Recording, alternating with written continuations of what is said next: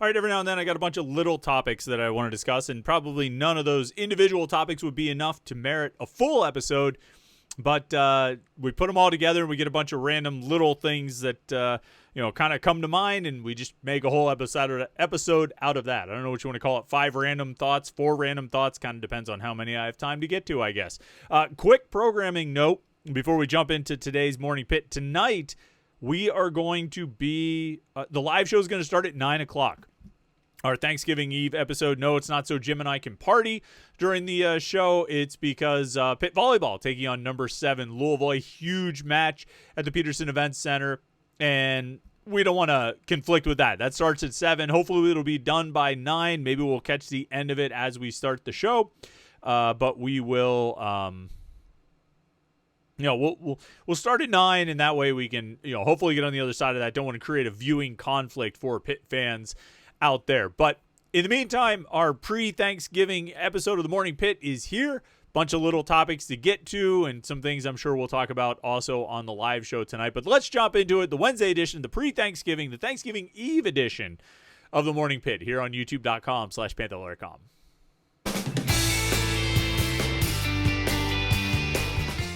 All right, let's just jump right into it, get a couple things that we want to talk about here today. You know, all the necessary preambles and whatnot. Like this video and subscribe, youtube.com/Panther-Lair.com, so you don't miss any of our Pitt video content. You know those things we always talk about. I want to wrap up one thing.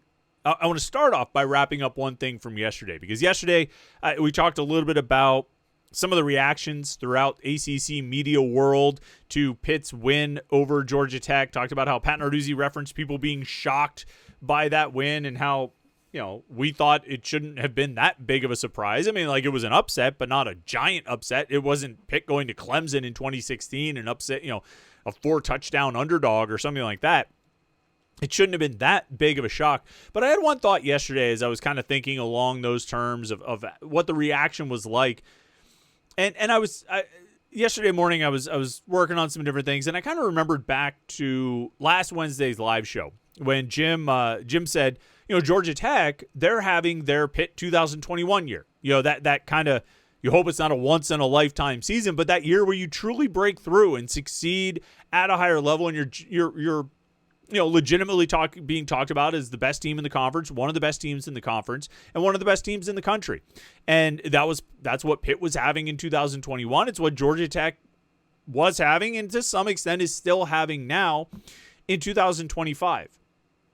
And so as I was thinking about that and thinking about the reaction and everything like that, I started sort of comparing in my head, not like I'm not going to bring out all these stats or anything like that. I started comparing, though, Pitt 2021 and Georgia Tech 2025. And what I came down to is like sort of an ultimate comparison point is the clinching game. Because Saturday for Georgia Tech it's not going to clinch the Coastal because they took that away from us, but it was Georgia Tech's opportunity to clinch a spot in the ACC championship game. Pitt's opportunity to clinch a spot in the ACC championship game in 2021 was a game against Virginia. It was a game at home.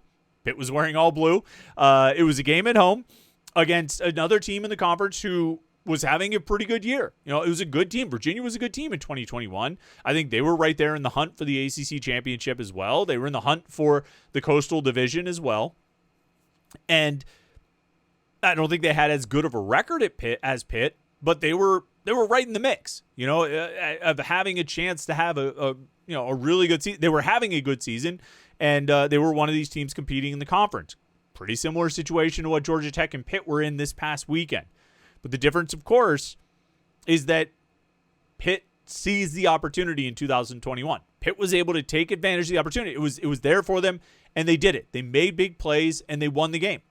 Georgia Tech failed to do so. And sometimes fans like to throw on, Narduzzi never has the team ready to go, or they always come out slow, or whatever. That was not the case on Saturday. Pitt was not the team sleepwalking through the opening of that game. They were the aggressors, and they dominated from the start. We talked about it a lot yesterday. First 20 minutes of the game, Pitt dominated. And Georgia Tech was the one that came out slow. Georgia Tech, for a game with everything riding on it, ACC championship game, college football playoffs, and all of that, Pitt was the better team. Pitt was able to overcome all of that motivation Georgia Tech would have had and got the win. So, I mean, not really adding too much new to the conversation, but I do think, if you compare those two situations, they're pretty similar situations, pretty similar scenarios. And Pitt rose to the occasion in 2021. Georgia Tech fell short in 2025. But I digress. We move on here onto, this coming week. And there's a few things about this game. I mean, I think probably the biggest matchup is going to be Miami's defensive ends against Pitt's offensive tackles. It certainly seems to be a matchup that favors Miami with Ruben Bain and Akeem Mesidor. I mean, two of the best defensive ends in the conference. I mean, two guys who are right in the top 3 of the conference in pressures and pressure rate, and they're making plays, and it's going to make life difficult. Because we've seen this Pitt offensive line and this Pitt pass protection struggle against lesser pass rushers. Miami is probably not going to have to blitz a lot in order to get to Mason Heichel. They're probably not going to have to bring extra guys to get into the backfield. They're going to be able to get pressure with 4. And that's going to make things so complicated. That's going to make things so challenging because you're going to have pressure on the pocket. Mason Heichel is going to be under duress for most of the game, and he's going to be facing, Miami's going to be able to drop 7. And so you're going to have coverage downfield. And so this is going to be tough. It's going to be a real challenge. But on the flip side, because when you think about, take the game in 2017 when Pitt upset Miami in the regular season finale, right? 8 years ago, Kenny Pickett's first career start. We all know that story. That game, Kenny Pickett was the hero, of course, but it was really Pitt's defense just dominated Miami. And there were some red flags about that Miami team. I think they were pretty bad on third down all season long, and we probably should have seen that coming. The Pitt's defense, which had been evolving throughout the season and getting better and better, might be able to take advantage of some of Miami's weaknesses offensively, and that's ultimately what they did, and they kind of broke that Miami team that had been undefeated to that point.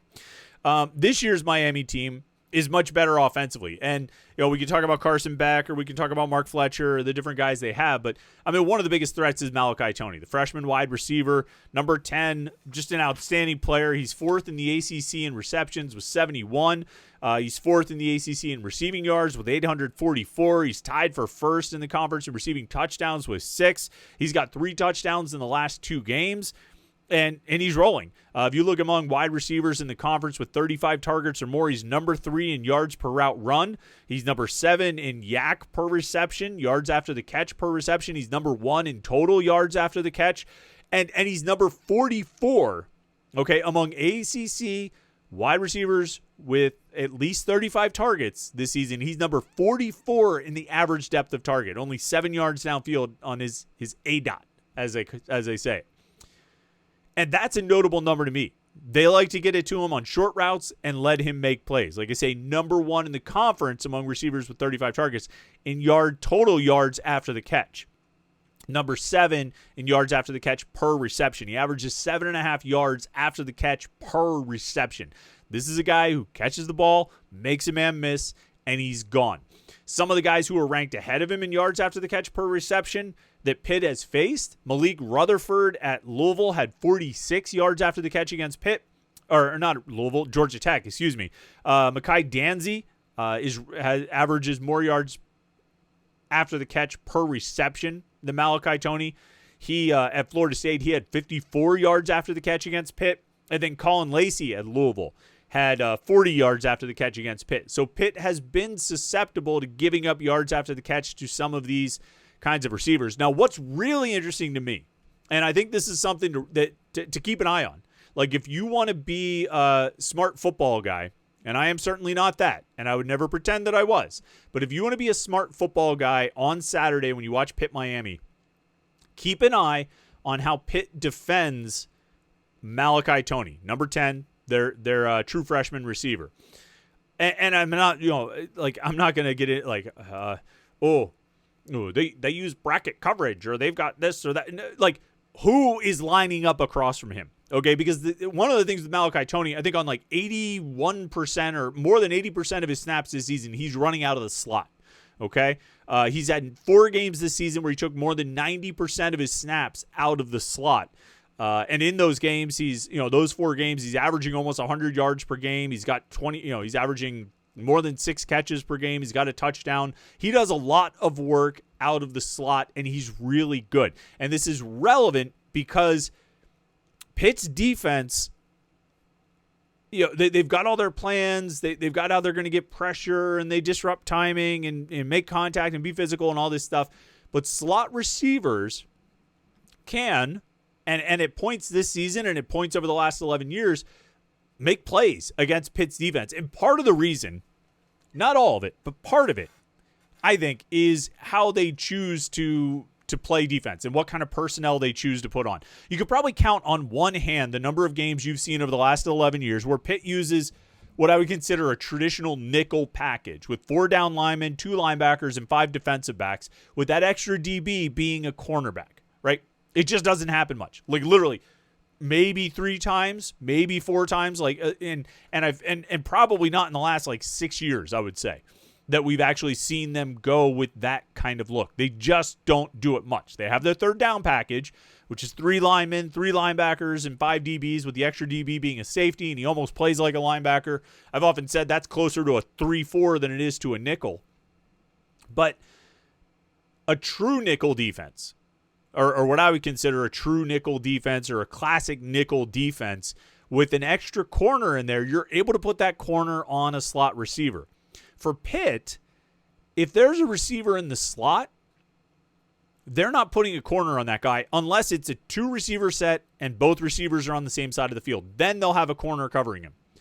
But otherwise, if they have 3 receivers out there and one of those guys is in the slot, he's probably getting covered by a linebacker or a safety. And I actually went through and looked at some of the guys who played 90% or 90% or more of their snaps in the slot against Pitt, or let's say 80% or more against Pitt. They played 80% or more of their snaps in the slot, like how they did. So like Malik Rutherford, who I mentioned, number 3 in the ACC in yards after the catch per reception, had 46 yards after the catch against Pitt. He played 93% of his snaps in the slot on Saturday. He was targeted 6 times. He caught all 6 for 68 yards. Those 6 targets, the guys in coverage on his 6 targets, Kyle Lewis for 3 of them, Braylon Lovelace for 1, Cruz Brookins for 1, and Tamon Lynham for 1. So you got a corner out there 1 time out of 6 targets covering this guy who caught 6 for 68 yards and had 46 yards after the catch. NC State, Teddy Hoffman ran 96% of his snaps against Pitt out of the slot. Okay? 5 targets. He caught 4 for 59 yards and a touchdown. He was covered on his 5 targets. He was covered by Josh Garrier on 2 of them. That's a safety. Javon McIntyre on 1. That's a safety. Braylon Lovelace on 1. And Isaiah Neal was credited with being in coverage on 1 of his snaps. The list goes on and on. Jonte Cook at Syracuse. 87% of his snaps were in the slot. He caught 6 passes for 66 yards on 8 targets. Kavir Baines-Marquez covered him on 3 of his 8 targets. Cam Lindsey and Javon McIntyre on 2 each. Isaiah Neal, again, ended up covering this guy. You could go down the list, and I found the top slot receivers for every team Pitt has played against this season. Anybody who had 83% or more, or 80% or more of their snaps working out of the slot, and there's very, very few. Like I said, there was that 1 snap where Tamon Lynham covered Malik Rutherford at Georgia Tech. Rashad Battle covered Colin Lacey, from Louisville. He had 83% of his snaps in the slot. He caught 8 passes for 95 yards. Kavir Baines-Marquez covered him on 3 of his targets. Rasheem Biles and Allen Bryant covered him on 2 each. Kyle Lewis, Cruz Brookins, Javon McIntyre. It's all linebackers and safeties covering these guys. And you might get 1 snap of a corner covering some of these slot receivers. Rodney Gallagher. Remember Rodney Gallagher at West Virginia? He caught 7 for 61. Every snap he took was in the slot. He was targeted 8 times. Braylon Lovelace and Javon McIntyre had covered him on 2 of those. Sean Lee covered him on 2 of those snaps as well, probably in a 3-receiver set. Kyle Lewis had a coverage snap on Rodney Gallagher. You can even go to Duquesne. Joey Isabella at Duquesne played 97% of his snaps in the slot. He was targeted 10 times. He caught 8 passes for 120 yards against Pitt. 10 targets. Kyle Lewis was covering him on 3 of them. Rasheem Biles and Javon McIntyre were covering him on 2 each. Cruz Brookins and Kavir Baines-Marquez, 1 each. And Shadarian Harrison, a cornerback, covered him 1 snap. Stanford had 2 guys combined to play. They both played like more than 93% of their snaps in the slot. They were targeted 12 times. Out of those 12 targets, corners were in coverage on 2 snaps. No, I'm not saying that Kavir Baines-Marquez or Cruz Brookins or even Kyle Lewis can't cover a slot receiver. Like, I think these guys can, particularly if they get physical and try and disrupt the timing. But ideally, you would have a corner who's presumably faster out there covering those guys. And that's just not what Pitt does.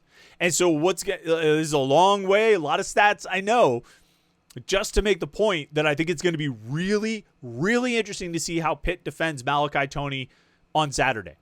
Okay, this is a guy who, again, more than 80% of his snaps he takes out of the slot. He's had 4 games where he took 90% of his snaps out of the slot. And if I'm Miami's offensive coaching staff, and I know that Pitt is probably going to have an outside linebacker or a safety covering my best offensive weapon out of the slot, guess what? That dude's working out of the slot like 95% of his snaps, and we're going to him all the time. And we'll probably use play action or an RPO to get it there, because that is almost guaranteed to work. So what I'm interested to see, and what I might do if I was Pitt, now Miami's got a great running game. Pitt does, Mark Fletcher is a really good running back. Pitt doesn't want to give up anything in stopping the run. We know that. But I mean, you might want to go out there and line up with 3 corners. Just so wherever Toney goes, if they have a 3 receiver, if Miami goes out with 3 receivers, right? What is that? 11 personnel, one running back, 1 tight end, and 3 receivers.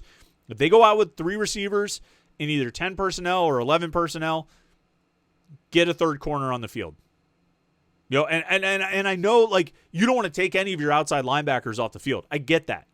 Like, I wouldn't either. I wouldn't want to take Kyle Lewis off the field. I wouldn't want to take, Rasheem Biles off the field. I wouldn't want to take Braylon Lovelace off the field. Those guys combined for 30 tackles, 3 tackles for loss, and a 100-yard pick 6 at Georgia Tech. So I wouldn't want to take one of those linebackers off the field. But you need to cover Malachi Toney, or else this dude could have 200 yards and like, just light you up. I mean, like, I am having, like, nightmares of James Washington. Oklahoma State, Mason Rudolph, 2017, James Washington just running free. I forget what he had, like 180 yards or something that day. Just running free. And Pitt has improved their defense on those kinds of things. And I don't know if Miami necessarily does the kinds of things that Oklahoma State did. When you talk about a slot receiver attacking the outside linebackers, attacking the safeties, and just running free. Like, I think Pitt has improved a lot in those kinds of situations and defending those kinds of players in those positions, but it's dangerous. It's really dangerous, and I think they need a schematic change. So keep an eye on 10. When he lines up in the slot, see who's covering him, and then see how that goes. I believe in Kyle Lewis. He's getting talked about as a potential NFL safety prospect. Well, this game could prove whether or not he's up to it. Because Malachi Toney's probably an NFL wide receiver. He's small, but he's fast, and he can make plays. And he's been one of the best playmakers in the conference all season long.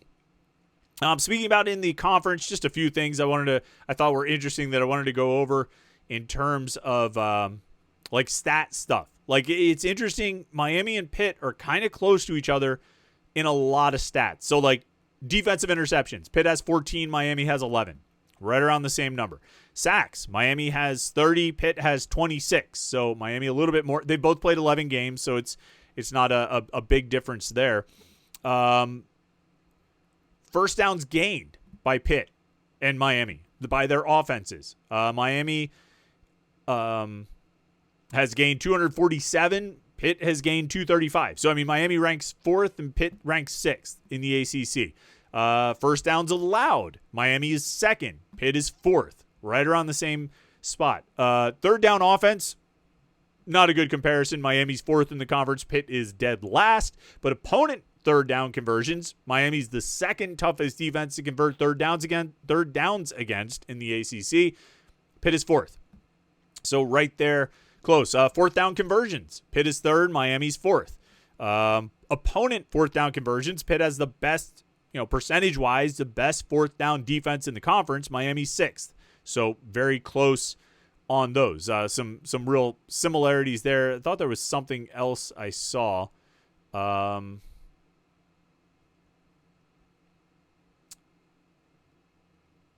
Red zone offense, red zone scoring. Miami has 34 red zone touchdowns. Pitt has 33. Miami's been to the red zone fewer times than Pitt. So Pitt is actually, not scoring as well as Miami out of the red zone or in the red zone, but they're still both near the top in terms of red zone scoring. Pitt, unfortunately, leads the conference in red zone interceptions, having thrown 7.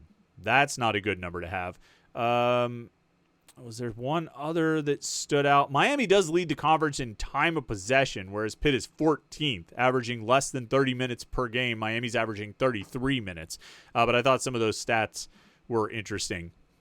Just how kind of close they are, although a lot of them do favor Miami. Look, Miami's going to be favored. Miami is favored in this game. Miami looks like the better team in this game, the more talented team in this game. But it's certainly a game Pitt can win. It's just going to be a tough one. It's going to be tough. They're going to need a lot to go right. They're going to need to get the Carson Beck interception machine fired up, and that's going to be that's probably going to be their best hope. If they can get some turnovers and win the turnover battle, then they'll have a chance to win this game. And I don't mean to say it like that. Then they'll have a chance. Like they don't have a chance otherwise. We know anything can happen. This is going to be a tough one.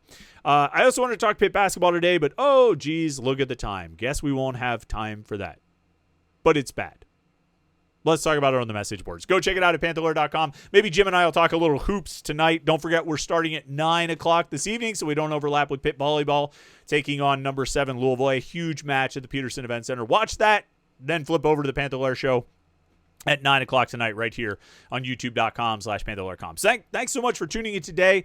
Don't forget to like and subscribe. I hope you've had a great week so far. We will have a Morning Pitt for you tomorrow on Thanksgiving, and so you can check that out while you're running the turkey trot or cooking the stuffing. You can listen to the Morning Pitt. So either way, speaking of being thankful, I'm thankful for you watching. I hope you've had a great week so far. Enjoy your Wednesday. We'll catch up with you tonight for the live show at 9 o'clock, and then again tomorrow for the Morning Pitt right here on youtube.com/Panther-Lair.com.